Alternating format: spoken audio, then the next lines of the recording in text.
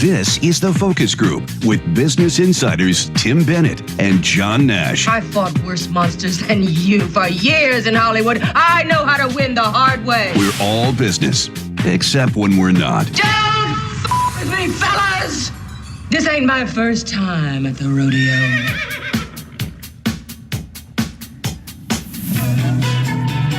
Hey, welcome to The Focus Group. Tim Bennett here, and as always, I'm with my good friend and co-host, John Nash, where we like to take an entertaining, I guess it could be interesting, an entertaining look at the world of business. Right now, it's off the rails. Well, that's all I'm going to say. We haven't even started yet, and it's off the rails. I feel like we should have in Manhattan. Be sure to join us here.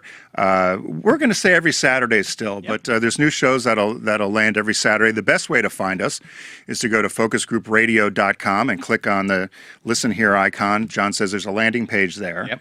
And or you can search iTunes or a number of other platforms will be there. And as we said, new shows every Saturday. And we also have a phone number if you want to call and ask us a question. We have a new segment called Ask Tim and John. You can go to 914-362-4787, which is 914 Focus Group GR, or I'm sorry, Focus GR, and leave us a message or tell us what you think. So, John, did I forget anything? You did. What did I forget? You and I spent some good money on a copywriter, and that copywriter came up with a new tagline for the show. Didn't it say it already? No, I think with performance, you imagine you say things because, you practice. I mean, in the imaging, didn't it say it or not? We're all business. Except when we're not. That's what we paid for. I want to get my money. All right, so John wants his money worth. So this is The Focus Group with Tim Bennett and John Nash. We're all business, except when we're not. There you go. So on the show today, we're delighted. One of we like to say she's a family member of us here at The Focus Group, Author Erin McHugh, and she's I love to do this too. You're going to hold up her books. I could say she actually is a working author. She's a working author. She actually makes money. Makes money selling books. Yeah. So she's done over 20 books, and she's been a fan, or I'll say a family. Part of our family member. Part of the Focus Group family. Been on a number of times. Her latest book is apropos, considering we're into election time for a new president, called Political Suicide. I want to ask her where you want to read the whole title because I want to ask her who came up with it. Okay, so it's Political Suicide: Missteps, Peccadilloes, Bad Calls, Backroom Hijinx, Sordid Pasts, Rotten Breaks, and just plain dumb mistakes in the Annals of American Politics. So speaking of copywriter, who came up with that title? I would just call it Political Suicide, but we'll ask her about that. So I think that's a good subhead. She'll be joining us later in the show. And, of course, we'll do our usual banter. We'll have our shop talk and then our interview and then ask Tim and John. Well, one thing I want to mention is that be sure to join, if you'd like to join John and I, in June, we're going to be taking a trip out to Sonoma. We're going to be going to Gay Wine Weekend. Is it really? It's actually out in the vineyard, right? It's called Gay Wine Weekend. It's Gay Wine Weekend, but the logo they have is out in the vineyard. Well, it's outinthevineyard.com is That's where you would go check it out. Right. Okay. They're the ones who put the event on, but it's their Gay Wine Weekend event. It's Friday, June 17th through Sunday, June 19th. And we've met those guys last year when we were out in Los Angeles. Yeah, we were doing a live broadcast from L.A. from the International Gay and Lesbian Travel Association's annual conference, the IGLTA. And we met Gary and Mark, who are the guys that run this. Out in the vineyard, right. Out in the vineyard. They brought us T-shirts. It's always great when people bring us swag. We like giving away swag. I didn't even think of that. We should have worn the T-shirts. They brought swag. They gave us T-shirts. Yeah. And they're so passionate about having people discover Sonoma and the wineries and the fine dining and just the experience that after they left the studio, Tim and I are like, why aren't we doing this? Yeah. Like, why aren't we going? Well, we'd love to go. So we're going this year. We're going to be heading out to Sonoma in must have heard us, right? June 17th. And I looked at the itinerary. They gave us an itinerary. The best thing to do is if you go to outinthevineyard.com is you can select your own itinerary for what you could put it together, right? Which you want to do. But they put down a sample one for us, and I wrote in the notes on Saturday the 18th. Starting at 10 a.m., it says winery tours and tasting, and I just put dangerous fun. Because I had done a wine. I'm not driving. I had started wine tasting once that early in my last trip to Sonoma and Napa, and by 3 o'clock we had sampled. Oh my God, I know people who do bike tours through Sonoma and Napa, and I'm thinking to myself, you're on a bike, and when you're sampling wine, wasn't the idea that you're supposed to kind of not you have a sip and then you spit it out, no, and that's everybody what you do. And everybody drinks it. You got to drink it. Everybody drinks you have to drink it, John. Would you spit it out really? I didn't. I never No, do, don't and that's spit the it out. problem. But like a couple hours later, I got this. I always see those like, people there, and they sample, and then he spit it out. It was like you're drinking Silver Oak. It's $100 a bottle. Don't spit it out. Drink it. All right, so for this weekend, though, when we arrive, we kick off the event on Friday. The opening receptions is something called the MacArthur Place Hotel, which is supposed to be really nice. Saturday, we're doing a big wine tour, right? We leave from the MacArthur Hotel. Right. That evening, I think there's like a twilight tea dance, and I circled this one. Did you been to Saint Jean? Yeah, and they have a very good Chardonnay. Beautiful. Yeah, they do. They have a really good Chardonnay there. I circled that. And then there's on Sunday, there's a brunch and a wine auction, and they're calling it the Big Gay Wine Auction. The interesting thing about it is the proceeds, they raise money for Face to Face, which is a Sonoma County nonprofit, and their mission is to end HIV/AIDS in Sonoma County, and they also support the health and well-being of people living with HIV and AIDS. So it's a great event. It's a great cause, and we're looking forward to it. We're going to have a lot of fun, I hope. And you could come meet us in the flesh. Meet us in the flesh. Like people used to meet us at pool parties, but this will be meet us over a glass of wine. You know, I think was it one of those all the pool parties we did, wasn't I eminently distracted? All the time. Like, you know, You get distracted a lot. flesh, a bare chest, Guys in the a Speedos. Speedo comes by, and I'm like off my game. Showing all their stuff. We'll post this over at Focus Group, our Facebook page, which is Focus Group Radio. We'll post this. We'll post the dates and the way you can contact it. It sells out pretty quick, so be sure to, if you're interested in going, that you check it out and join us in Sonoma in June. Again, the dates are Friday, June 17th to Sunday, June 19th. It's going to be fun. It's, out in the vineyard. I don't know what to wear, though. I was wondering about that. I was looking at the pictures. I don't know. Shorts, T-shirt. Are you sure? Well, I'm not dressing in slacks and a shirt to go, with a bunch of people on a bus tasting wine. They don't. You've seen how it's cash. I don't think we're taking a bus. You think we're on a bus? Wait, no. Reverse that question around. Do you think we're in a stretch?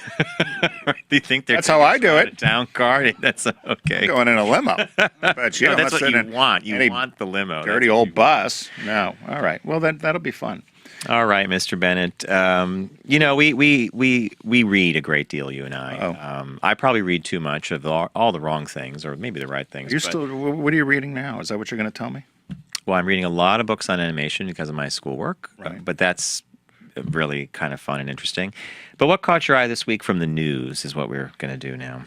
It was almost like a Jeopardy question for the caught my eye this week. And I saw this. So I woke up at 2 a.m, and I had CNN on, and there was a ruckus happening. So as I listened... Was it a preview of the Republican convention? Well, it actually was something to do with politics, but Okay. this was interesting. So this is a question for you.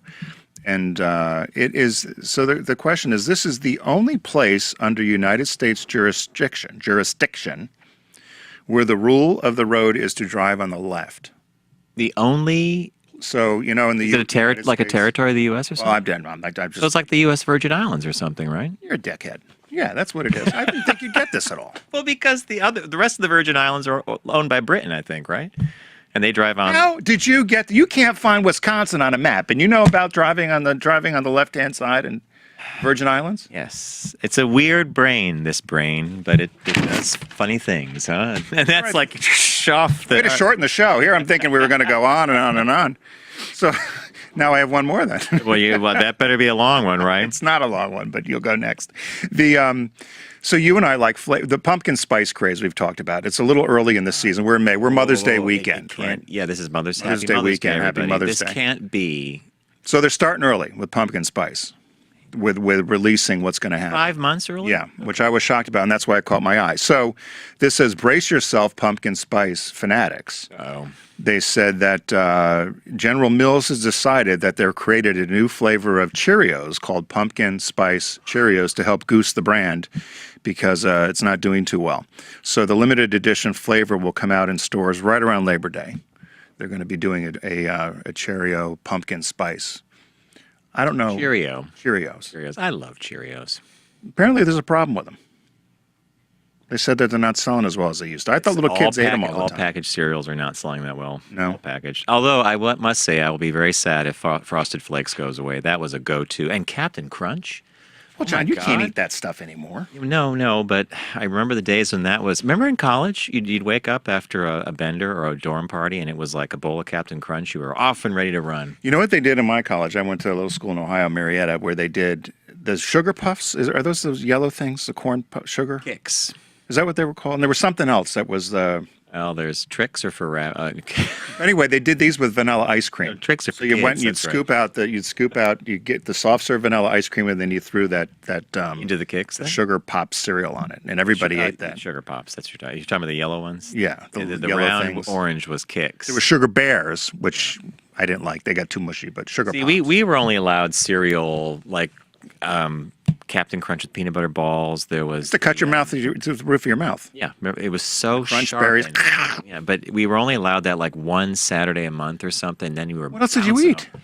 Well, it was oatmeal or egg. Your mother made oatmeal in the morning? We knew nothing of store-bought goods. You know that.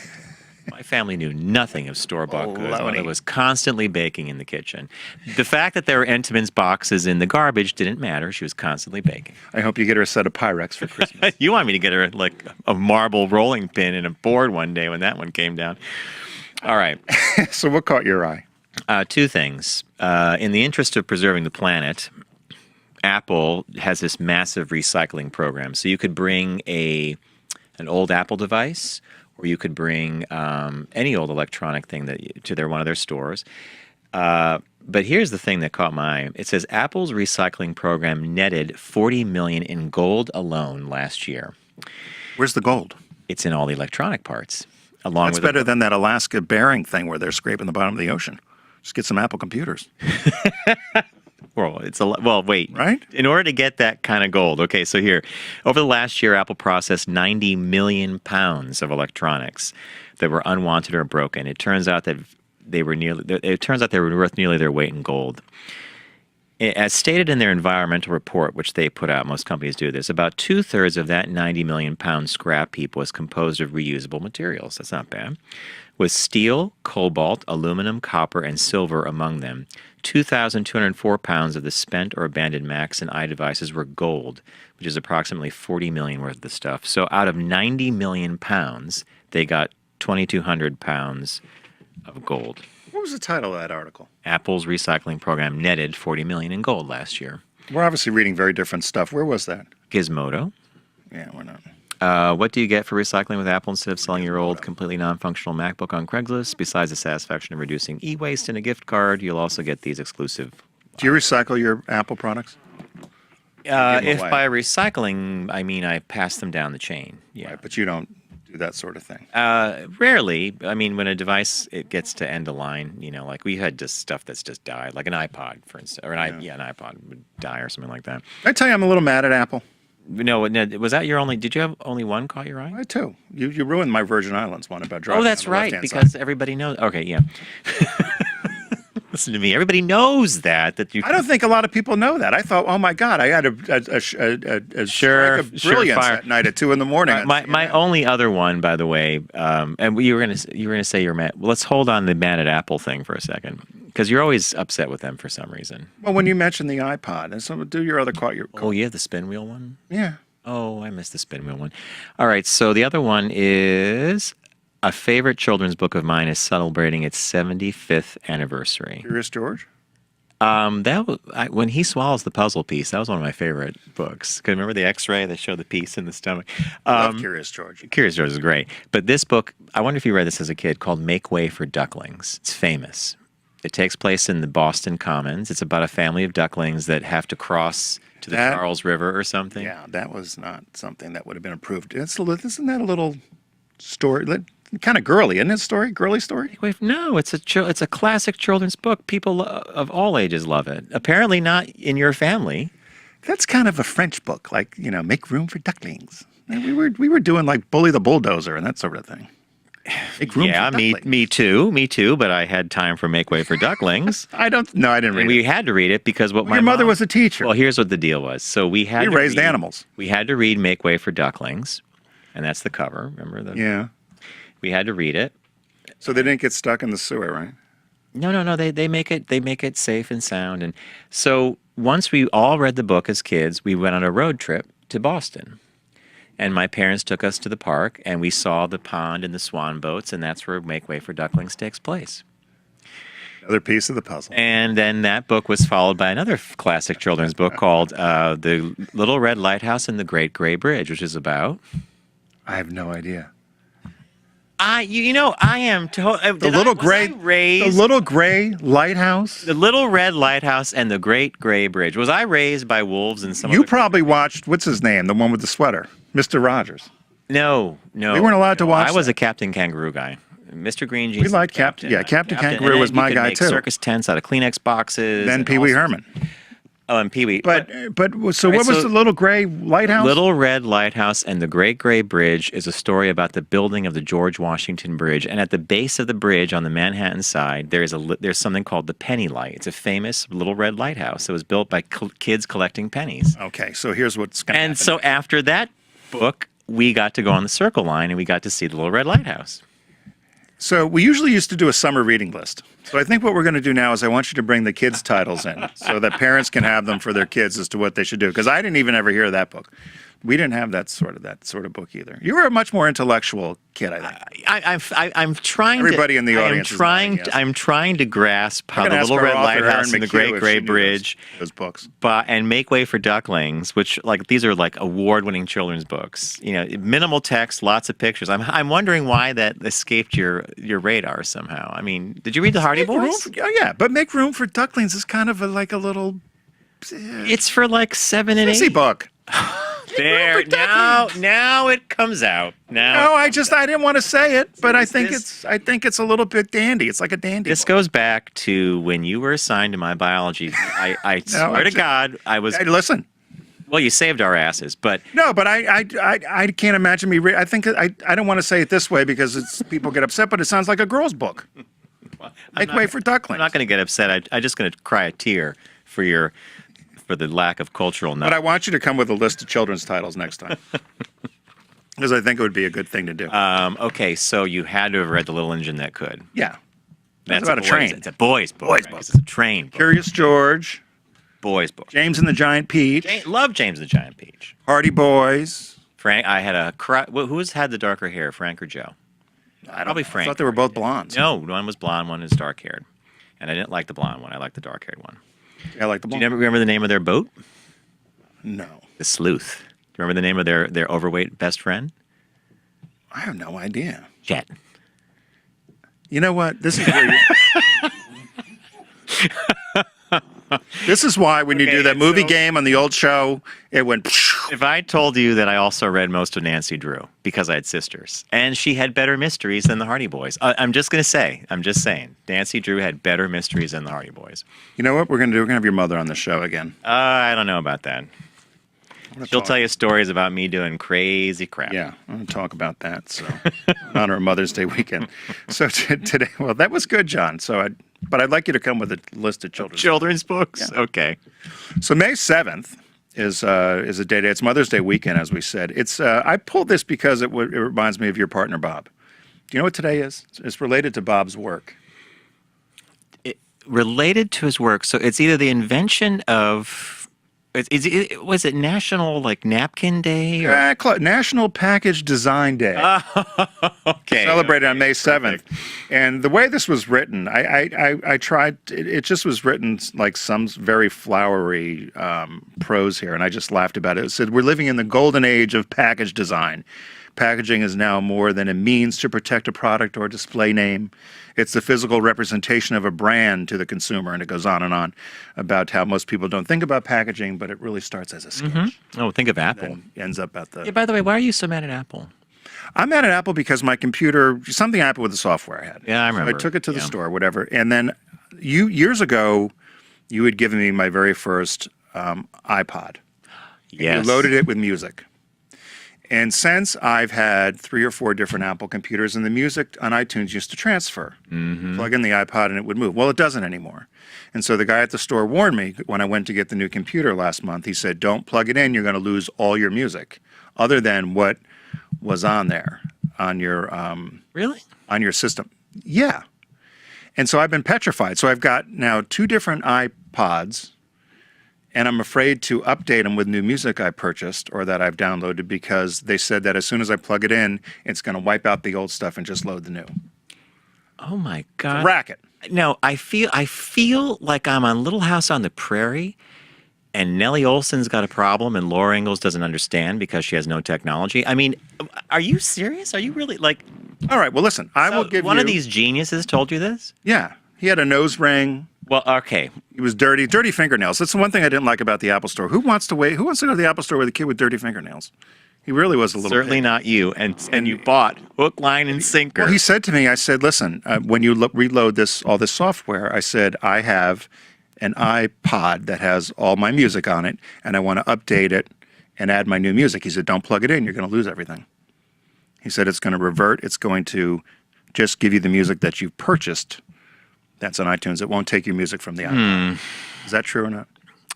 If a listener knows how to fix it, give us a call at 914-362-8747. I'm almost afraid to tell you. 914-FOCUS-GR. What? It actually gets done and fixed because I'm not 100% sure, but I thought you had everything set up where you manage your music manually.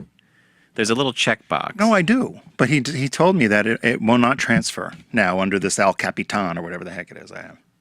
The new operating system, El Capitan, yeah. Whatever. You'll help me later.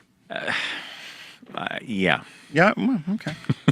So that's May. So May 7th. By the way, package design. Yeah. Yeah, Apple's really quite the king of it. Quite the king of package design. Right? Yeah, simplicity. In 1926, what do you think our greatest, 1/3 of our exports were this in 1926? The United States would export. This was our biggest export. 1926. I would have thought food or some sort of agricultural Was that thing. during Prohibition? No, it could have been, but it's nothing to do with an edible or Nothing to do with an edible. No. It wasn't coal, was it? No, motors. Motors? It says motors. As in, like... Boom, boom. Well, I get the boom, boom part, but... Yeah, motors. I don't know either. Yeah, okay, all right. 1946, Sony was founded, the company Sony. This I had not known. I'm a little bit of a Politico kind of guy. I didn't know this, and I wonder if you knew this. So in 1954, the United States and the UK rejected this country's bid to join NATO.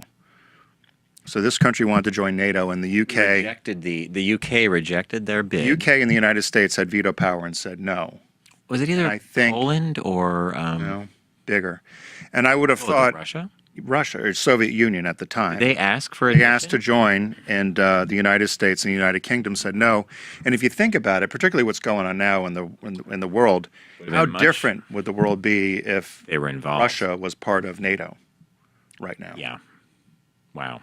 That's a time machine thing. Imagine going back and saying, no, let him in. So I thought that one was weird. In 1998, Daimler-Benz, which is Mercedes, bought Chrysler. That was a disaster for $40 billion. Remember that? I do. And it was a huge disaster. Huge disaster. Sunday, May 8th is Mother's Day. And Mother's Day was first celebrated in 1908 by Anna Jarvis at the Methodist Church, St. Andrew's Methodist Church in Grafton, West Virginia. She wanted to have the holiday in honor of her mother, so she'd gone to Congress and petitioned them. They came back to her and said, in 1908, if we have a Mother's Day, we're also going to need a Mother-in-Law's Day. So they said no. They finally, in 1914, Woodrow Wilson signed a proclamation making the second Sunday of May Mother's Day, and then Ann Jarvis got upset. She started boycotting it because Hallmark started selling cards in the 20s, and she said that they were making it too much of a and here commercialized all holiday. along, I thought Hallmark invented Mother's Day. Yeah, and Ann Jarvis did. Anna Jarvis did, and she's upset, so she boycotted it because she thought they were commercializing it.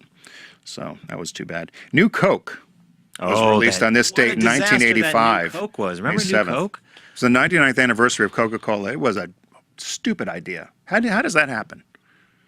They reformulated. Remember, they reformulated, and it was so bad, and consumer outrage was so high that they had to rush out Coke Classic. Yep. Although, in hindsight, clever idea, right? A lot of publicity. Yeah, and now Still number one now selling you could rebrand your right. same old tired product as New Coke. Well, they're doing a global brand idea. I don't know if you saw saw that that packaging Coca-Cola. design, On May 11th, Wednesday, one of the places I used to live was admitted to the Union as a 32nd state. Minnesota one of my favorite places that I lived. And also on Wednesday, the French Mint produced the very first European single currency. It was a coin known as the what, John? The franc. No, the euro. The euro. Oh, it's the euro. Okay. The euro, right? Remember the euro? Got a euro with your name on it, honey. Exactly. Yep, I remember that story. And then one final thing, business birthdays, and we're the only show in the universe that does business birthdays. The universe is pretty big, too. Friday, May 13th, is E.I. Scott's birthday. E.I. Scott. Not like Edward Scott Lawn product Irvin people? Scott. Close. He was the founder of Scott Paper, Oh, my God. which was the world's largest, based in Philadelphia, was the world's largest manufacturer and marketer of sanitary tissue products with operations in 22 countries. Wow. It sold to Kimberly-Clark for $3.6 billion in 1995. They also split off their Baby Fresh baby wipes, their Scotty's tissue, and they also did that cut-right aluminum foil. Yep, Reynolds Cut-Rite, Metals in 86. They're credited as being the very first to market toilet paper on a roll. They also began marketing paper towels in 1907 and tissues in 1930s. They were Wait. They were credited with toilet paper on a roll. a roll. They're selling toilet paper on a roll. I say to toilet paper on a roll, hallelujah. Hallelujah. So thank you.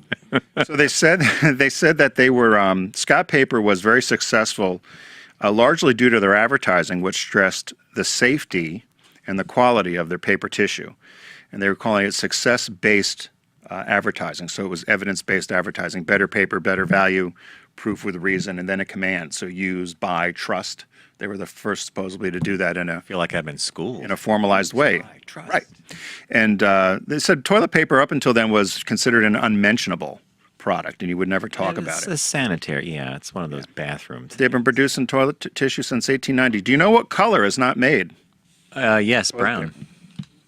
Did you read my notes beforehand? No, you forget that I have a near photographic memory, and you said that on our show like 4 years ago. So anyway, I'm just warning you. It's near photographic. My mom even hates it. Everybody hates my memory. What happened in science this week, Nash?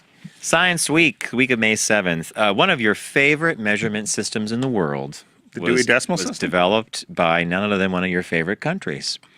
In 1790, acting on a motion by a bishop, Charles Maurice de Talleyrand, the French National Assembly decided to create a simple, stable decimal system of measurement units. Here's the part that gets me. It seems a little arbitrary, but they've decided that a meter, 1 meter, is going to be 1/10,000,000th of the distance from the North Pole to the equator. Is this the metric system? Yes! That was a disaster. Okay, so on April 7th, 5 years later, the convention decreed that the new Republican measures were to be henceforth legal measures in France. The metric system adopted prefixes Greek for multiples and Latin for decimal. Bonjour. Il y a beaucoup de gens qui rentrent vite à la maison. And May 9th, the birth control pill was approved by the U.S. Food and Drug Administration. That's a big one. Did you know anyone in school took the pill? I'm sure we did. I don't think we knew. No. We probably knew them, but we didn't know they were taking the pill, right? This one I love. You had a girlfriend that took the pill. May 11th, the first U.S. regular TV broadcasts commence in none other than... Philadelphia. New York. Yes, New York, but where? Where? Think industrial Schenectady. Oh, for God's sakes. Schenectady. Where was it? The programs lasted from 1:30 to 2 p.m. on Tuesdays, Thursdays, and Friday. Does it make way for Ducklings? Yeah, it was the Little Red Lighthouse. Make way for Great Ducklings. Gray Bridge. Schenectady. So you could only watch for half an hour. Most of the viewers were on the technical staff at nearby GE. Sounds like North Korea TV. You can only Exactly. watch a half an hour. Watch cheese. Which had designed the system and was using the broadcast to refine its equipment, and hobbyists could also tune in. And then my favorite thing from that same day, May 11th, did you grow up with the Guinness Book of World Records? Yeah. I loved the Guinness Book of World Records. I would sit there and look through the thing. So do you remember the famous Siamese twins? Well, I was just going to say, I was fascinated by the Siamese twins. I used to look at them all the time because I couldn't figure out how Chang you would live. and Eng. How do you go to the bathroom? Well, Chang and Eng were born of Chinese parents in Siam, which is Thailand. Upon immigrating to the U.S., they adopted Bunker as their surname. So they were Chang and Eng Bunker. I know. And I remember the real tall guy and the short person Yes. on the table. Tallest guy yet, and Tom Tallest Thumb. person in the world. And They were joined at the waist by a band of cartilage about 8 inches in circumference and 4 inches long. And here's the part that gets me. Only after their death was it found that this could have been easily separated. They didn't have to be conjoined. They could have been easily They have separated. 4 legs? Well, yeah, they were complete people. They were just joined. They were discovered by Robert Hunter, a British merchant, who decided to give them passage and other things and to make them basically a curiosity for a world tour that he was doing. Later on, they were introduced to P.T. Barnum. So they made money that way. They made money. They ended up settling down in Wilkesboro, North Carolina, and they married, and they had 10 kids between them. Yeah, okay, so that's a whole nother thing. So here you are, conjoined twins. You both have wives. They married 2 sisters. I'm just more concerned about how they went to the bathroom, let alone having intimacy. You know, I think they probably developed systems for that. You look this way. Here, what are their names? Chang and Eng. Chang, you read the magazine. What do you want to do tonight? Eng's going to do the business. Eng, you did. I'm tired. Do Chang. But I loved reading about them and the Elephant Man and the tallest. So this was a stretch. This is science. This is science. The week in science. This is the week in science. Or the week in the Guinness Book of World Records. They were born. The twins were born on May 11th. That's science. I do like this better than aerospace. Well, it does. You know, we used to do a thing on our old show where I would have my day in aerospace history. It would be like the flight of Boeing's first commercial aircraft, whatever. And that kind of, this I found was, when I said to you, I'm going to change this to Week in Science, you said, yeah, you're going to find a lot more pay dirt there. That's true. You certainly did. All right. All right. Where are we? Let me get my schedule here. You're saying we're good. Taking a break. Yes. Okay. Hey, it's the Focus Group with John Nash and Tim Bennett. We are going to take a very quick break, and when we come back, I think we have shop talk on the agenda, and I like this one. So stay with us. We'll be right back.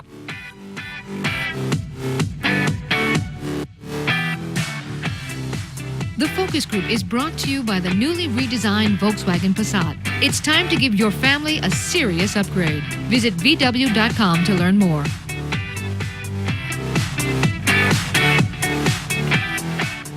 Focus on the savvy side of 9 to 5 with the Focus Group. Try, really try. Listen, laugh, and learn with Tim and John. I never try anything. I just do it. Hey, welcome back to the Focus Group. Tim Bennett here, as always, with my good friend and co-host John Nash, where we like to take an entertaining look at business, and we're the Focus Group where we're all business except when we're not. Thank you for we're all business except when we're not, and that was a paid-for copy line. John wants his money's worth, so we got to push that. Coming up later today, we've got author Erin McHugh joining us and share her new book with us. But right now, we're going to do a shop talk. Tim, we could try something. Wait, we have Erin McHugh coming. Erin McHugh. I was going to put. Yeah. See the hand come in. I think you're on the Tonight Show. Yeah, I feel like I'm on the Tonight. And you like the way you look. I do like the way I look. I like Erin's book. Looks good too. Are you doing anything with glasses? I can't see without glasses. I have to go back and forth with my glasses. So this is a good shop talk. So the shop talk this week, I was going through a number of things, and a lot of times we talk about goal setting and different goals at the beginning of the year, things that people want to accomplish, and the usual things that happen on January 1st, and the goals are usually broken by January 10th. Lose weight, go to the gym, right? Get a new job, get a new career, whatever it is. Yeah. So this headline caught me, and it said 15 completely reasonable goals you can accomplish before the summer. Yeah. So this author, Sarah Landrum, she from Career Builder, she had put together these 15 things. Some of them, we'll go through them pretty quick, but some of them I agreed with. Some of them I kind of scratched my head. But do you want to run through them quick? I put a big check mark next to this one. Communicate better. We could all use a little boost in the communication department sometimes. Everyone communicates differently. But to improve your communication skills at work, try one of these tactics. After a meeting, send an email with action items. Or maybe just send a note saying, hey, I enjoyed our meeting. Thanks for being able to join us today. Although, as you and I know, meetings are huge time wasters. That short circuits that tip. Talk in person whenever possible.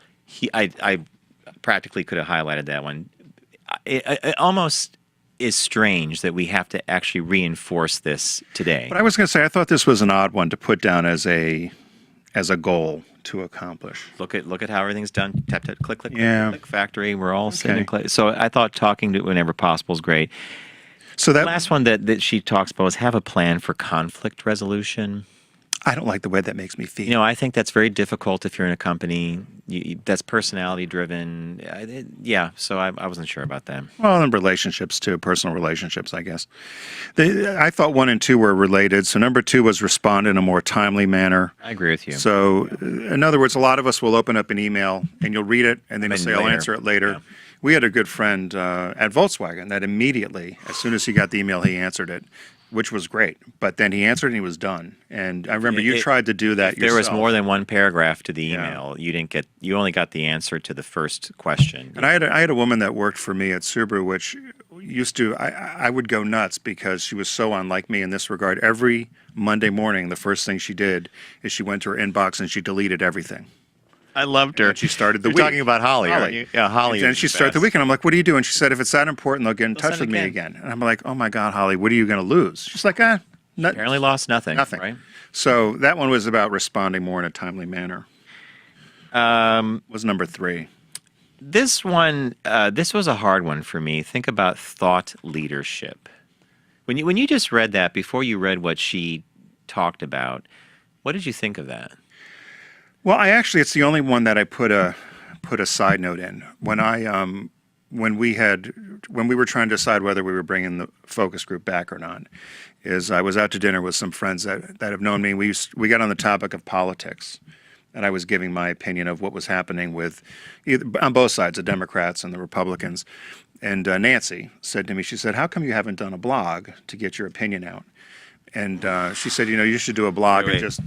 Right. And I thought of doing that. Mary Seaton from Greensboro used to say the same thing to me. She said, you should do a blog. I think I was more afraid, though, of doing something like that in that you open yourself up for a lot of aggravation and criticism. I'm never going to change your mind. In other words, if you feel some way about something, what I have to say about it's not going to necessarily change your mind. So I thought sometimes, happens on Facebook. Right, you can argue with somebody on Facebook until you're blue in the face. It's not going to change their mind. You won't change. It's very different on Facebook because they're not technically. You're not really arguing with someone, are you? You're just posting and. Right, but if you went back and forth and said, I think I'm all for Bernie Sanders, and then somebody's like, I'm all for. Not on that. Yeah. Medium. No, you're not going to change the perception there. But what did you think of this? Well, I thought what you thought at first, and then I reread it, and I realized that what she's talking about is. Something that I don't think everybody can do with ease. She said basically she wants you to become a thought leader in your category. Right. That doesn't really work for every career. No. I mean, if you're a top creative director or you're a media strategist, okay, that's great. But if you are working in retail, what's your blog going to tell someone in retail that they don't even know? I mean, so that was a nice little thing to do if you're in that kind of a career to set yourself off. Yeah. So what was number 4? This is a no-brainer to me. This one is so simple. Have a lunch with a colleague you don't know. Yeah, you're working with a group of people. Why not have lunch with someone you don't really know that well at the company? I just think that's not a bad idea. I got enough friends. I don't need to do that. I somehow knew you were going to say that. Number 5 was create a personal website. I skimmed over that because I thought, you know what, that's one of those build it and they will come. I know a lot of people that spend a lot of time building websites. If nobody goes to them or knows they're there, they're just there. Well, I skimmed over the next one. I've always been my own boss. So this one was more of I kind of just smirked. Ask your boss for more responsibility. Who in their right mind is going to walk into someone's office and say, give me more? I had a couple people that did that. Really? Mm-hmm. Not the guy that used to make was shortchanged 23 cents in his check. No, they were the ones who wanted to let you know that they were very smart and that they were done and they're moving. Yeah, they want to be the next president of the company.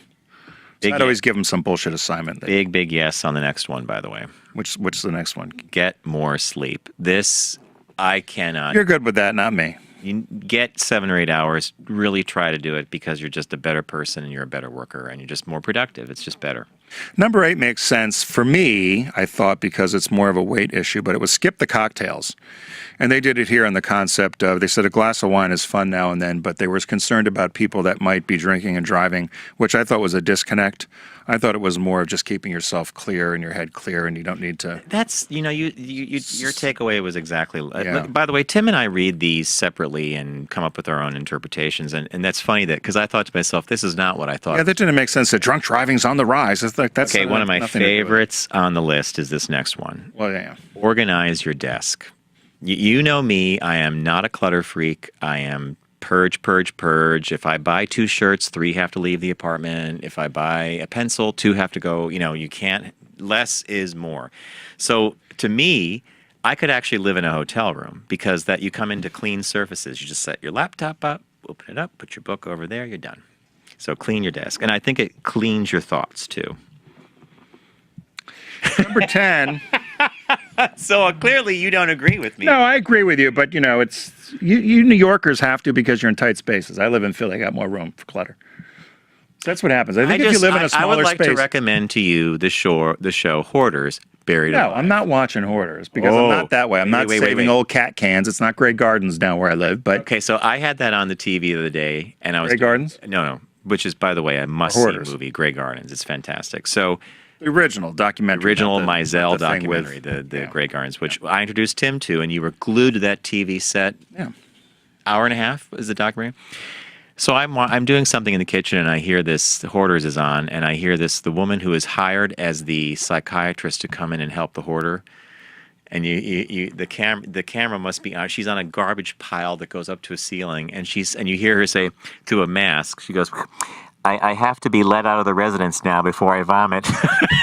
See, I don't understand why you would watch that show. How do people get that bad? Well, I blame the family because it's like these people that are 10,000 pounds that are eating 6 Big Macs. That's another show. My 600 Don't bring them the food. If you can't get out of bed and walk, don't bring the people the food. All right, so have you seen My 600-Pound Life? I turned it on. I couldn't believe it because the woman was like, I can't get out of bed. I thought, don't stuff her with food. They had some fiesta party. They brought in tacos and all You saw the same one I did? And then she drives to Houston. She gained another 100 pounds. And they bought her tacos at a Del Taco. And I thought, you know what?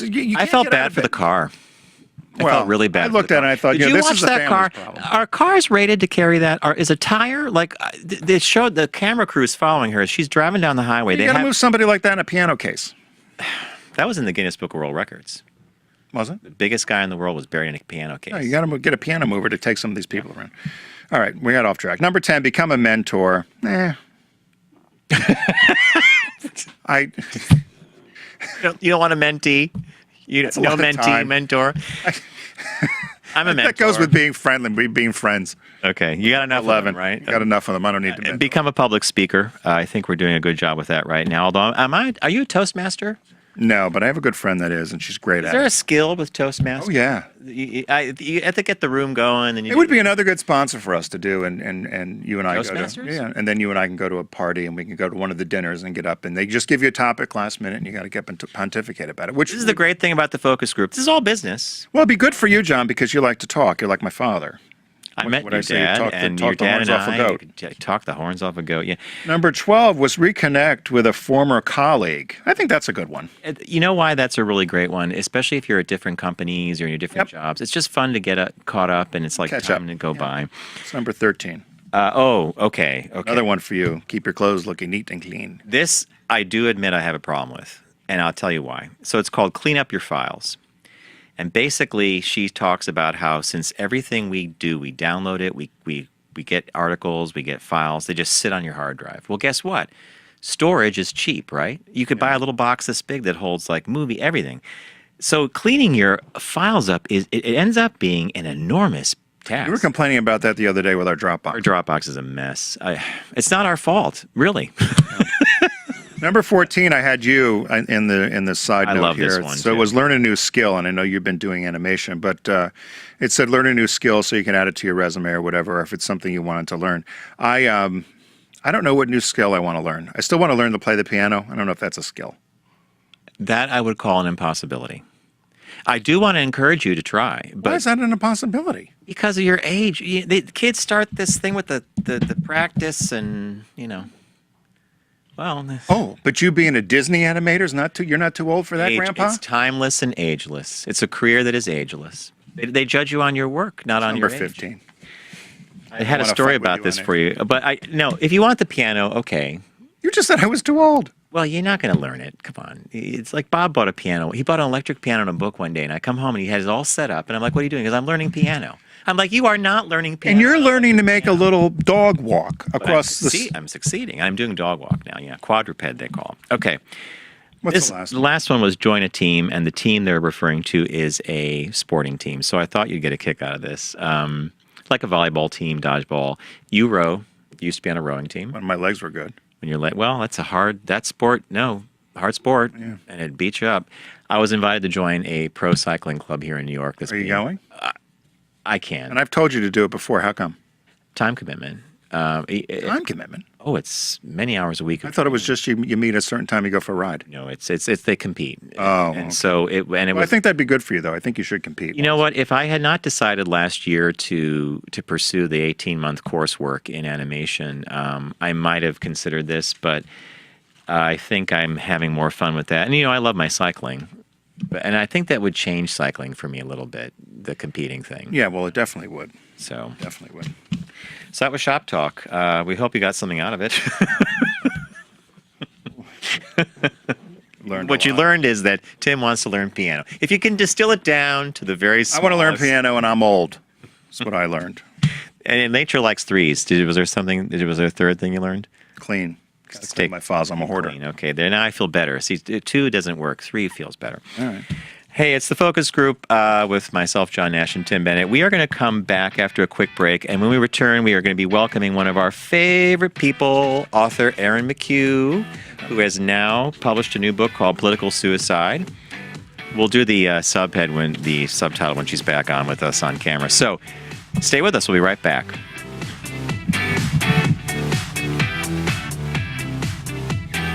The Focus Group is brought to you by the Volkswagen Golf Sport Wagon. Turbo up front, wagon in the back. Visit VW.com to learn more.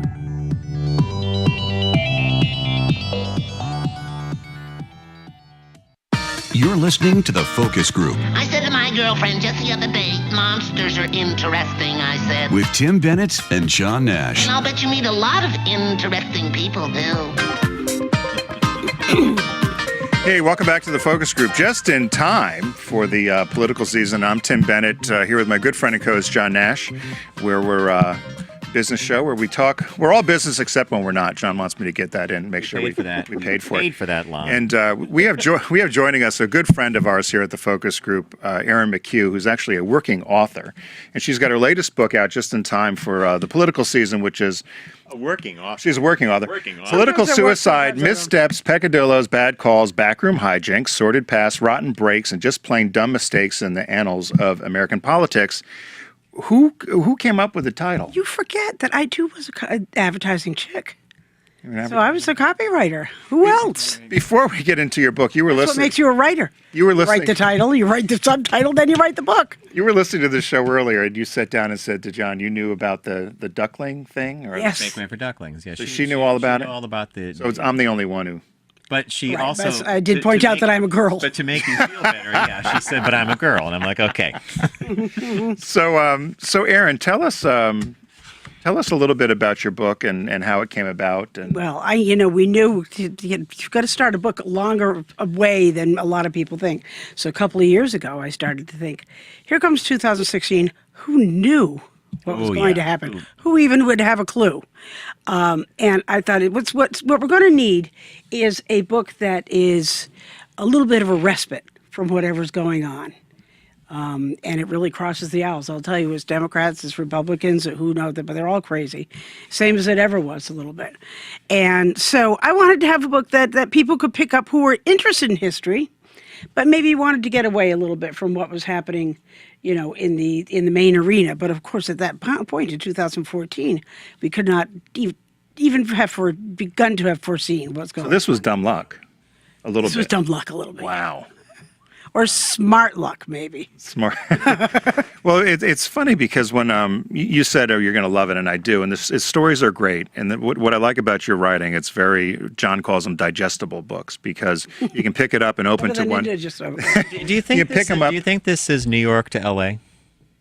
And in between? Yeah. I do. Yeah, you So can pick that's it up what I and mean read, when I say digest. I mean, you could pick this up and you're like, okay, I'm going to read this on my flight to San Fran, LA. Oh, I thought you meant as far as people interested in it. Oh, But no, yes, I you think you could. could- Yeah, I I think think you you could. New York to LA. You could open on a one of slow our plane. favorite books that we recommended here in the focus group was One Good Deed, and that was when you did one good deed every day, Right. And Every year. right. And what was great about that, it was one of those books you could pick it up, you could read 10 pages, you could read 50 pages, you could read 1 page. That's right. And that's what I love about this. So, John, what are you opening up to? We'll get to that. One of your We'll get to faves? that story in a minute. Yeah, Erin had suggested some of the chapters of the book, and I did that one. thought you would like yes, and yes. How did you find the information? Because in reading some of the stories, and you're going to share a couple of the crazier ones with us. You know, you have to start going. You just have to start on the internet, figuring out, finding, using different keywords. You know, crazy politicians, people who went to jail, things like that. And then you've got to dig deeper, of course, because who can really, trust whatever Google says, Right. Wikipedia. And so then you have to dig deeper. And as you do, of course, every time you find the second source, the third source, the fifth source, there's always another little bit of little minuscule iota of something that you hadn't seen in source number 2 or 3. So that's what makes it fun, of course. Erin, last time you joined us on our other show, we talked about how it's probably not the case that politics has gotten worse or there's less civility. You actually pointed out, because you were working on the book then, Right. about someone who got caned. Right on the floor, whacked right. with a walking stick. More than one. The duels and the canings and the beating people Like, up on there's the duels Right on the floor? right on the floor of the Senate. I know, it's unbelievable. So this is You know, not they get what censured. we're seeing now. Punished. Censured. yeah. Right. What we're seeing now is not really unusual. No, I Or is really it do unusual feel for it's the modern same era? as it ever was. So whether that makes you feel better or worse, that's up for debate, I suppose. But is it the 24-hour news cycle that's created this? Because if Absolutely. you got caned in the 1800s, right, if you had whacked somebody, by the time that got out from there to get to somebody So the next in person got Chicago. in a duel or whatever. Yeah, exactly. You wouldn't know. And what's interesting about saying that is that you find that a lot of people in this book will they'll be just keep on forever, and because the word doesn't get out so much, and they do something wrong, and then they sort of get a second chance and a 10th chance, and and not everybody knows about the fourth and Politicians fifth are thing like they cats. did. They have There's more a than little 9 bit like lives. cats, right? But you'll find that when you read through now and again, you'll see, well, they then left North Carolina and went to Texas, where no one knew them. They went to California, Right. where the gold rush was happening, and where No one people, knew 'em. and no one knew them, and they were, got in and started in the state convention or something like that. Became, one man became the captain of the Navy in Texas or something like that. Now, is that the Robert Potter this story? one. Is that Right, the one you right, like, John? Robert Potter So one. tell us about The him. secretary What was of the Texas Navy. I Right. didn't know Texas had a Navy. Well, it's like a joke, right? so what's his name? Robert Potter. Robert Potter. He was from North Carolina and had 1800s. in the what does it- 1800s. And that again, that's what I want to point out most about the book is this is not about Chris Christie and Donald Trump and people whose Sarah fortunes- Palin. I go Sarah Palin, whose fortunes may change time and time Right. again by the time it's Christmas. This is from the 1700s on. Yeah. So it's sort of interesting to see again the things that repeat themselves. So tell the us behavior, about things. Robert Mr. Potter. Potter. What he's most known for. Well, he potterizing, and I'm going to tell you what potterizing is. This. He was a senator in the 1800s from North Carolina, and I began to think maybe he had an STD of some sort, because An he was STD? because he was crazy. He was only about 32, and he was a young congressman, and hardworking, up and coming, and seemed well liked. But he got it in his head that his wife was cheating on him, and I guess he wasn't really sure who. So just to make to be safe, Cover all the bases. one day in one afternoon, he castrated 2 different people. A minister. A minister who was a different sort of an older man and a distant relative, and a young teenager who was also a distant relative on the other side of the family. And with the minister, he just saw coming by in a wagon and pulled him off and hogtied him and gave him the cut of his life. In the street? Right. Well, the dirt road, whatever it is. Yes. But as I read this, did he think the minister was sleeping with his wife? Yes. Yeah. As well as the teenage boyfriend. Couldn't decide Maybe which boyfriend. was really committing the Right. crime. Or both. but- Or Yeah, both. Who yeah. knows? And of course, we'll never know. But we know So if that you get he did cast- lose. He lost his job. So if you get castrated, that's known as Yes, around the South, there's still sort of a local thing that people call it potterizing. And he paid a $3,000 fine and spent 6 months in prison. Right. For this for basically. And then went to Texas and became head of the Navy. Head of the Navy in Texas. Yeah. Now my other one. Well, that seems to be a theme here, right? They all seem to go away. They seem to They're allowed to get away or go away. And again, I think so often of Jack Kennedy. Right. If it had been 10, 20 years later, all the womanizing and especially, I think in his life, would have been out there. It wouldn't have been the old boys network of just a few Helen Thomas and the guys and how they protected him. You can't get away with that kind of stuff anymore. Let's see if you picked the same one I did, John. Are you picking one now? Well, I'm tapping this name. He's tapping. Is it Murray Hall? Yeah.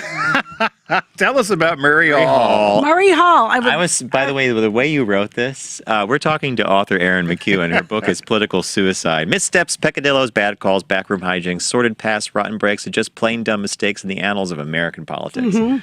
And so one of the chapters is on a man called Murray Hall, who started out as Mary Anderson from Scotland. Apparently she had some dead brother and took his clothes on the ship on her trip to emigrate to America and put the clothes on, and that was it. Then from then on in, by the time she got to the other side, to Ellis Island, she was Murray Hall. And she lived her life as a man and became, which was a sort of passing then. So this was 1840 to 1901. That's right. Okay. Died in 1901, and became very involved with Tammany Hall. And you think of a lot of the people who were in Tammany Hall as people, the same kind of guys who are head of a gang in the mafia, right? You've just got your own crew. You're a made man. And you've got your own little crew. A lot of these Tammany Hall people were not necessarily elected officials, but they were on the neighborhood council and things like that, as was Murray Hall. Is that a New York thing? Tammany Hall. I was going to ask you about Tammany Hall. And so what is that? Tammany Hall was an actual place. It's now down. It's around near Union Square for those of you who live in New York, and it became sort of the center of very, very corrupt New York politicking. And so there was a lot of buying Trump of Tower votes. now. Pardon me? Trump Tower now. Like Trump. But so much so now, Erin, that when someone refers to Tammany Hall, right, you know what they mean. Actually, it's really not even the place anymore. They're referring to this body of corruption. That's or just correct. The basic, yeah, okay. That's correct. So very corrupt stuff, and there were many people were involved in this. And Murray Hall would have been maybe one of the bottom rungs of the ladder. But jobs like Murray Hall's were like this: you would go to get to people, say if there was a Stuytown, a big, which is here in New York, a giant apartment complex, and you would go door to door, and you would ask, is your mother sick? Do you need help getting to the voting? And they'd pay them off. So it'd be these people who would just pay off people for a vote, or favors, just favor currying all the way along. This was a lifetime of work. But so Murray Hall. Right, Murray Hall. was actually leaned on by those folks and counted on as a political force. Right. To literally get out the vote. Right, to get out the vote, They give them a everybody. little They money, were in the do a little favor, stuff like that. Right, they all did their own neighborhood. So he suddenly showed up with a wife and a daughter that was a stepdaughter. And, no one sort of knew him, but he was on the scene for 20 or 30 years. Yeah. And no one knew that he wore suits a little too big, and he had a little feminine voice. But no one, until the day they ran an obit in the New York Times in 1901, knew that he died of breast cancer. And that's what gave it away. And was buried in a dress. Buried in the first dress he had worn in like 50 years. And the stepdaughter was practically in shock. Yes. Because she always thought it was Dad. Do you think the mother knew? Right. Do you think the wife knew? The wife evidently knew, but the daughter were they never knew. lesbians? You have to imagine that they were lesbians. He just didn't talk about it, Because I think in the chapter you talk about how he was known as kind of a scoundrel. Womanizer. Yes. Always chasing a womanizer. women. Right. Celia was not the first wife. So when I don't even know where to start. No, when I was reading, It's always good when it's speechless. No, because when I was reading this, it said that, as you mentioned, the clothes were big to kind of hide the womanly shape. That he talked in a very high-pitched voice. The shoes, too. There's And something about the she had feet. small feet, Right. so I had to have special-made shoes. And I thought, I guess you just didn't talk about things then? I guess you it's a wouldn't. It little just bit was like polite Queen, company? Well, it's a little bit maybe like Queen Victoria. You know, when she outlawed being gay, she never outlawed lesbianism because she did not believe that could happen. She didn't believe it existed. I didn't even know that happened. Yeah. This is news to me, Right, really. new Oh, news. listen, laugh and learn here in the focus group. It's always business. We're all about unless it's not. business, except when Right. we're not. We got that moneymaker. But, She outlawed gay? I didn't know that. but Yes, yes, not she being a outlawed- lesbian. But not being a lesbian. Wow. So I think that I don't think anybody it ever occurred to anybody that he was a woman. It's, that one was. It was sort of fascinating. I know. There's a modern day one. Which one did you? Out of Dixon, Illinois, which is where Ronald Reagan was born. Right, Let's But see, Rita I'm wondering who you- Rita Crunwell. Rita Crunwell. And I read this, and I was just okay. shocked. Can you tell us about Rita I have to Crunwell? say Rita's story. 1953 too. Is she still alive? alive. Yeah, She's in good jail. dot. And This one I don't is get. my favorite, I think, in the Is it? book. Yes. Rita was from a small, she was a small town girl, thought about going to college, but decided no. I mean, she was smart and she decided she wanted to stay in her hometown. And she got a job as the secretary for the mayor and then moved over into the secretary for the treasurer of the town. Now, it was the kind of town where Rita got paid a regular salary and a couple of other people, but the mayor makes $9,000 and he owns the Oldsmobile place in Dealership, town, yeah. right? So she did all right. This was started in 1980, and she, by the time in the 2000s, she was making $83,000 a year. A good, for a small town, good money. Wow, yeah. And she was the town treasurer. In 1983, evidently, she opened a second bank account, and the signator was Rita Crunwell. And so what she would do is take money from the account of the town account and just switch it over to the other bank account. Rita. It really couldn't have been simpler. There's no hiding. Wait. No, Then you- hiding. Here's Rita. She decided she wanted to own quarter horses, which is an expensive hobby. Yeah. So she bought one, and then she bought 20, and she had a big farm, and she got a tricked-out Airstream trailer. Motorhome. It was always the diamonds, But and no one knew. no one thought a thing, and they knew her. But meanwhile, For money. Meanwhile, they know her parents are like small-town farmers. when they said the town couldn't afford police cars, the roads were full of potholes. Falling apart. Rita was back in the office, with the typewriter, making up fake invoices like misspelling Illinois, things like that, it was like at $300,000, $500,000. Yeah, they said she had won $500,000 to fix the sewer system. Or something. But my favorite part is she was gone a lot of the time, like for weeks at a time. The quarter horse horse conventions. shows. Showing the ponies. But everybody in the town said, Rita might be gone a lot, but you know what is great about Rita? Because we can trust Rita. She will, every day that is not a vacation day that she's not here on the spot, she deducts from her pay. That's how reliable Rita is. She's a team player. She's a complete team. She's a hometown girl. Hey. So one time she goes off on one of her jaunts, and a temporary secretary or something opens up, finds the second bank account and thinks, uh-oh, and goes right to the mayor, and he calls in the FBI, and within a few months, they call Rita in. She says, hey, how can I help you?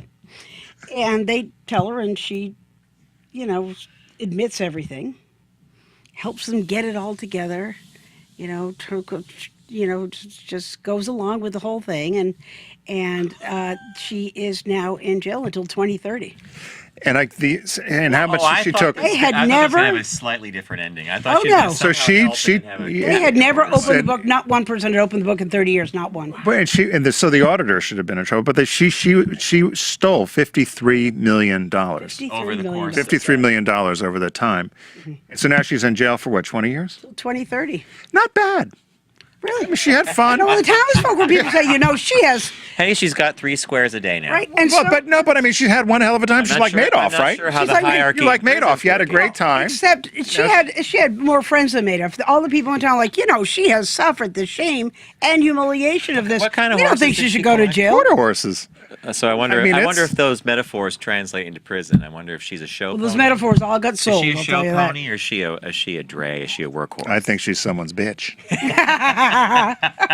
That'd be a tough gig. You get in the jail. I am shocked Oh, yeah. that the Prison. town did not figure this out. Never turned a page of. Isn't that wild? So how old was she when she got sentenced? She was about. Well, she was born in 58, 53. 60, yeah. She was born in 53. This So just she's happened in 2010. So it's one of the newest stories in the book. Oh, but I all couldn't right. So resist. she's in her like early 70s? They're 60s now. 60s. Okay, Yeah. so all right. So now retirement's all set. So she'll get out, what, another Right. 7 years? Retirement's all Right? set. She gets out another. 30.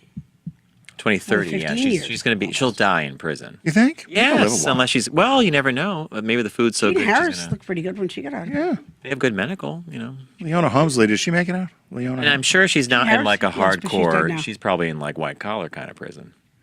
Oh, I didn't know think what they about have that. in So she's Illinois. not in Orange is the New Black. She's not doing that sort of prison. No, Where, that's come what here, I mean. baby. There's Yeah. no Have the people- Snicker bar and then you're people mine. aren't taking a plastic knife and making a shank out of it, Yeah. and whatever else. She's in Danbury with Teresa Giudice. Probably from doing Real people's Housewives. taxes. setting up croquet hoops. Right. She's Yeah. doing people's. Croquet today or basket Knitting a weaving? poncho with Martha. She's doing taxes for everybody, all the prisoners. And Here's how to make brownies in the microwave here at the prison. Hey, we're talking to Erin McHugh, who's the author of the book we've been discussing, Political Suicide. So she was one of your favorite.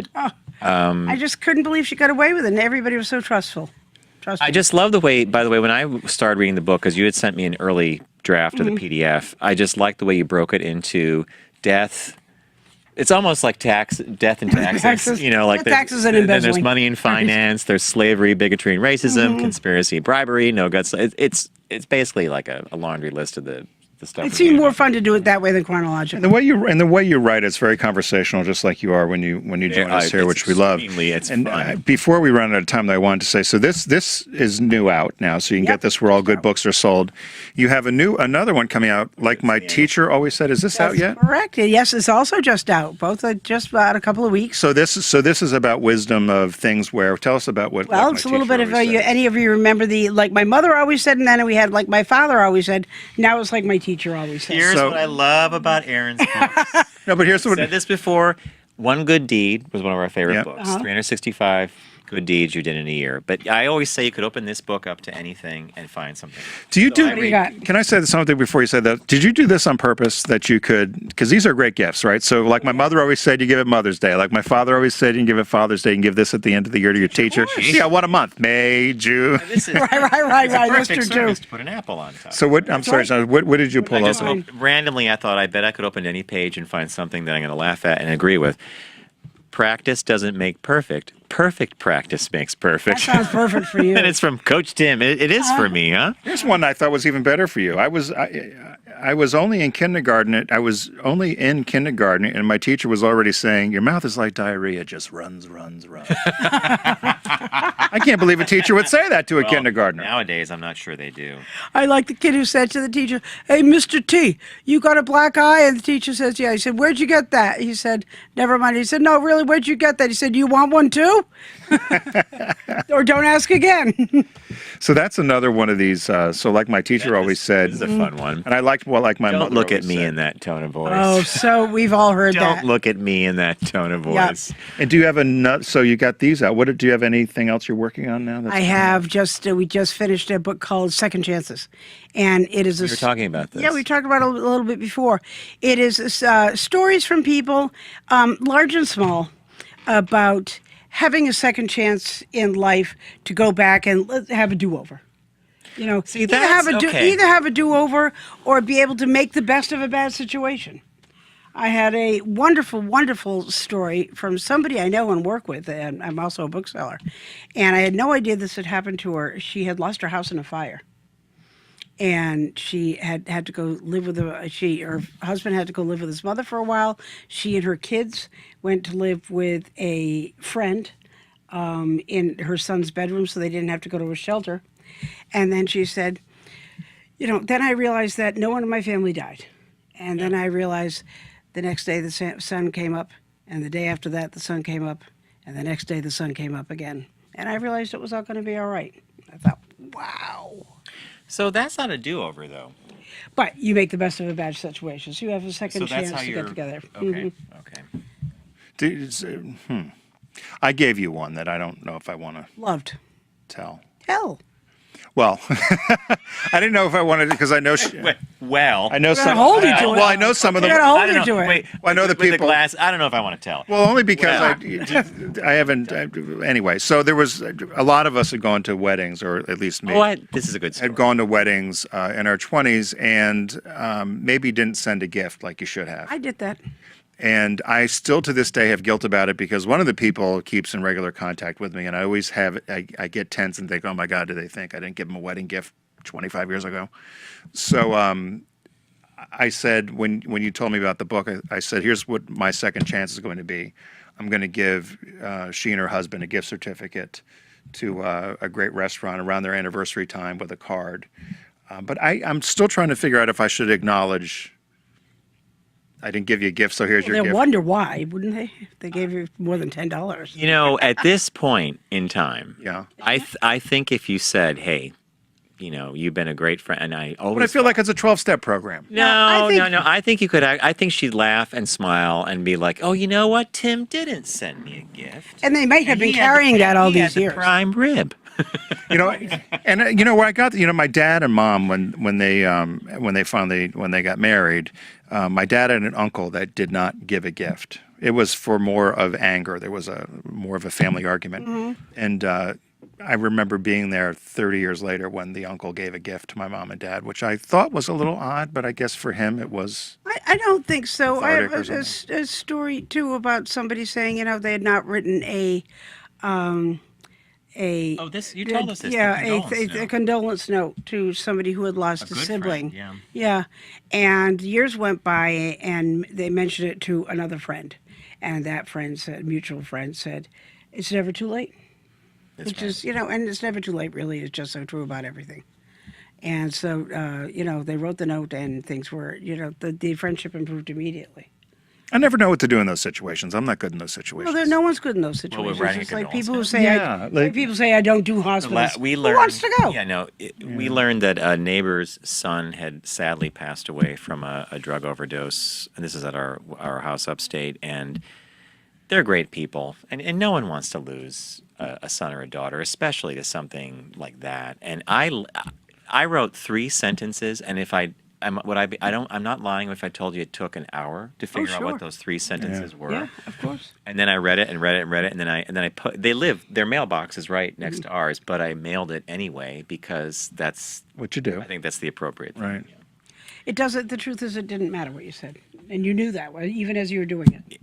Yes, because it was truly the thought that counted, That's that we right. acknowledged the passing and that had happened. So Anyway, back to Tim wanted to say to these people, congratulations on all your years of happiness. Years of happiness because they're Which I still think is together. Great.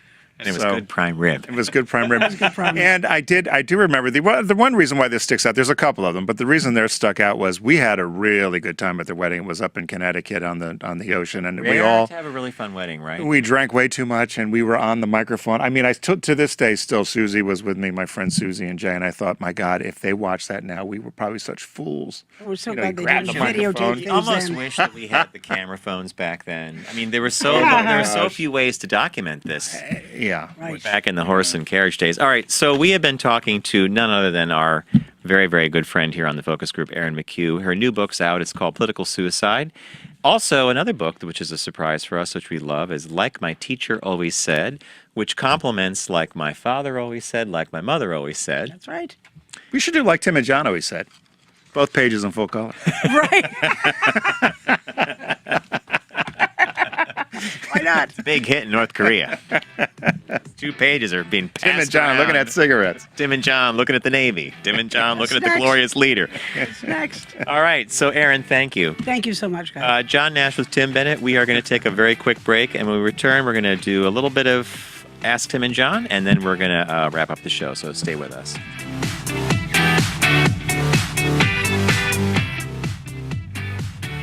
The Focus Group is brought to you by the newly redesigned Volkswagen Passat, where family happens.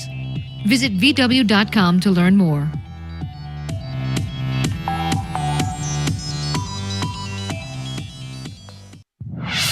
It's the savvy side of 9 to 5. Listen, It's not a lie if you believe it. laugh, We had a little fun.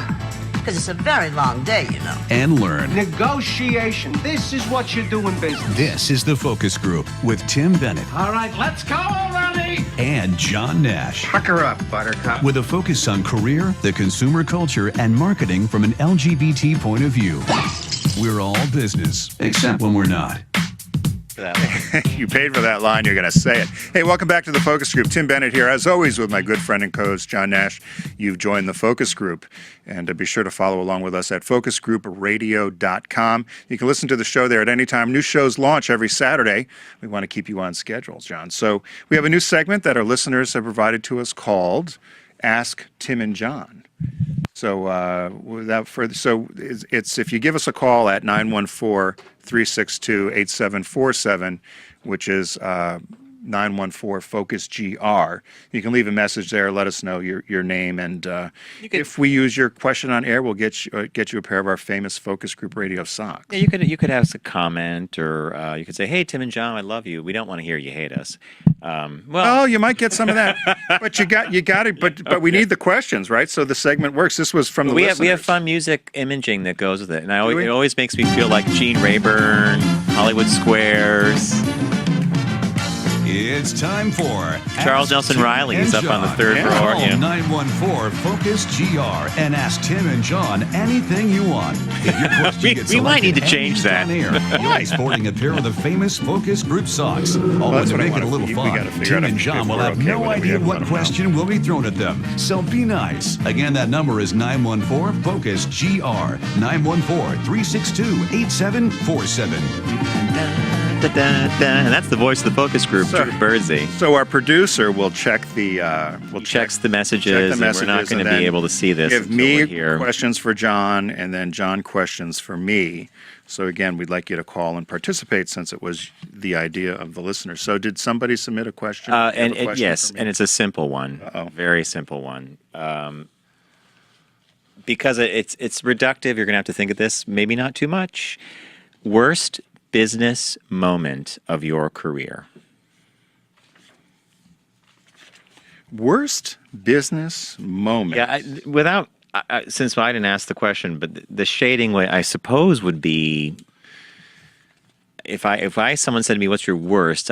Would it be? I don't think it's something you did, but maybe it's a situation that you found yourself in that you had to get out. Yeah, there's a number that come to mind. Some of them are not really. So I'll do two quick ones, and they were bad. It was a bad business moment because of the circumstance. So we, as director of advertising and marketing, I was also responsible for sponsorships and promotions, and we had a racing team, a rally racing team. Oh boy! And I was at the that's a bad I was at the moment. Chateau Marmont in L.A. talking with Eileen Chaikin about the L Word. About writing Showtime Subaru, show. right? About writing Subaru into the script of the L Word, and we're there, and Halle Berry's and the having lunch, and we're all hanging out, having a good time. And I keep getting this flash on my phone, so I thought I better take it, because my deal with people at work was, don't ever call me unless somebody died. Emergency, yeah. Well, this rally team we had brought in, world renowned from England, Great Britain, was racing in Seattle, and freak accident, took off. Just hit like a tree stump, and both people dead immediately on impact.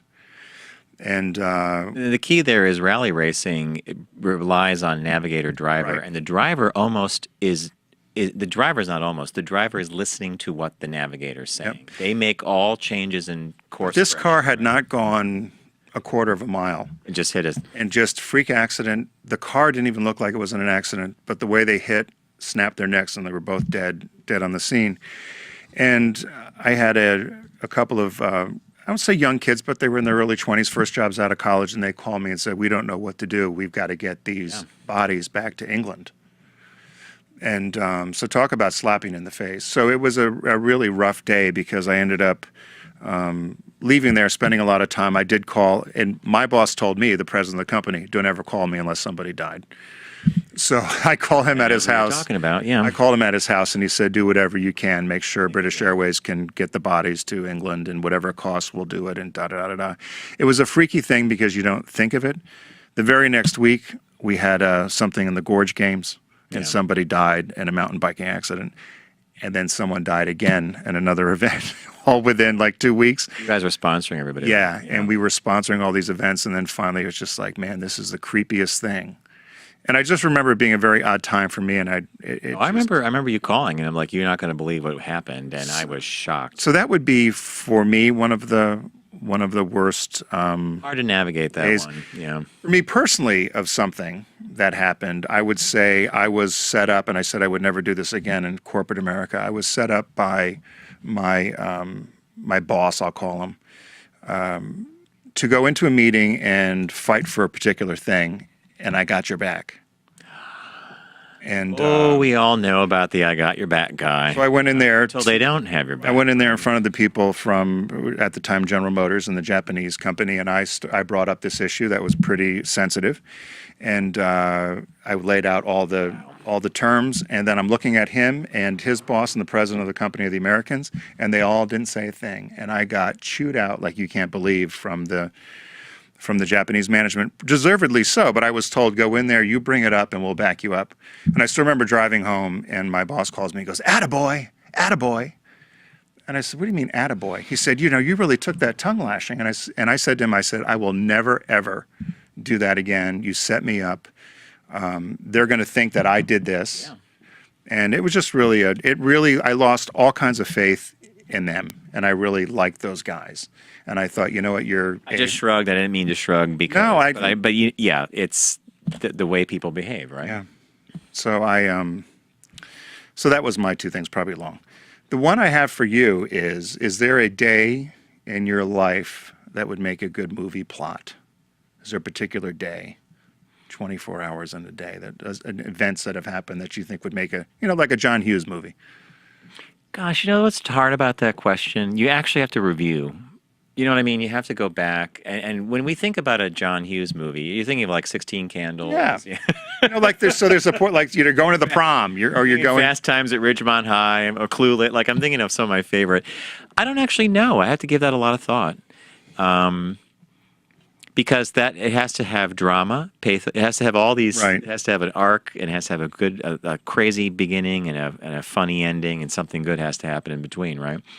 I'm stumped on that one. Yeah, no, it's a tough one. I think it's tough because I think you could take bits and pieces and make it one thing, but you would say, oh, there was this moment, and this moment. But I think it's a tough question of, is there a day in your life that could be a great movie? When I owned my either of my two agencies was specialized in advertising for the LGBT community for blue chip companies, I could turn any of the boardroom meetings I've sat through and some of the most insane questions I've been asked into a telenovela. I don't think it would be a movie, though, but it would be a telenovela. But I remember I was at a big financial insurance provider, and is this the one in Boston? It's in Boston, and it was a gorgeous conference room. It looked out over the river and everything, and all the suits and ties. There's this, and I'm giving this big presentation with big foam core boards and ads, and this one guy just lifts his finger up, just goes like this, and then finally I'm like, and he goes, but we're actually talking about what we're really talking about here is men who have sex with men. I'm like, no, we're talking about relationships that people have, communities they build, partnerships. No. He goes, when we talk about LGBT, he goes, we're talking about men who have sex with men. And I'm like, why does everybody boil it down? Boil gay and lesbian relationships down to sex. I don't boil a straight relationship down to sex. That is the culture's discomfort with what is not what they think the norm. I mean, after years of doing this, I've come to the conclusion that it's the guy could have been wearing a pilgrim hat with a big buckle because that was going out and equal. Love making you laugh. He was a Puritan. It's like, here's the Puritan asking the question. So I eventually just stopped talking and I don't say anything. And he stares at me. I stare at him, and I'm starting to sweat. And we're in a suit and tie. And I said, I'm probably going to sacrifice the business by saying this. I said, but I'm amazed that you've achieved the level in corporate America that you have with such a foolhardy and stupid question. I said, you're asking a complete unknown person who's standing in your company, who now has the ability to walk out of your company and start bad-mouthing what you guys do. And I said, and if you don't believe the power of one voice, I said, I can't convince you in the power of a community. I said, so if you don't like, no, that's fine, it's fine, we'll do it. But, I just want to I want everybody in this room. We wanted his point, right. He wants everybody in the room to know that we're talking about men who are having sex with men. Yeah, well, that's unfortunate. Yeah, there you go. But that was not a movie day. No. That was not a day I would make into a movie. So if you have a question you'd like John and I to answer, give us a call at 914-FOCUS-GR and leave a message. And if we use your question on air, you'll get a pair of our famous socks. But time's a thief, Mr. Bennett. It is always a thief. It's been a very fun show. A big, big thank you to Erin McHugh for taking the time to come in again. Our favorite. I'm going to do my fun thing with You're going to do a Carol Merrill? See, political suicide. I got to figure out how the camera works. There we go. Political John likes the way he looks on camera. So I want to thank Erin for coming in. Check out her book, Political Suicide. And also, like my teacher always said, like my mother always said, like my father always said. Like Tim and John always said. Both pages in full color. Right for us. Hey, we want to thank Volkswagen of America for being our sponsor here on the show. They've been with us for about 7 years. One of our favorite cars is the Golf Sport Wagon. They're coming out with a new version of that car in the fall. It's the Golf All-Track, and Tim and I are huge fans of all-wheel drive. It makes a big difference in dry and wet weather, and we want to give that car a proper shakedown, right? Everything we've heard about says they have a winner on their hands, so we're very, very pleased about that. So, stay good, folks, and we'll see you next week. And it's been the Focus Group, so thank you.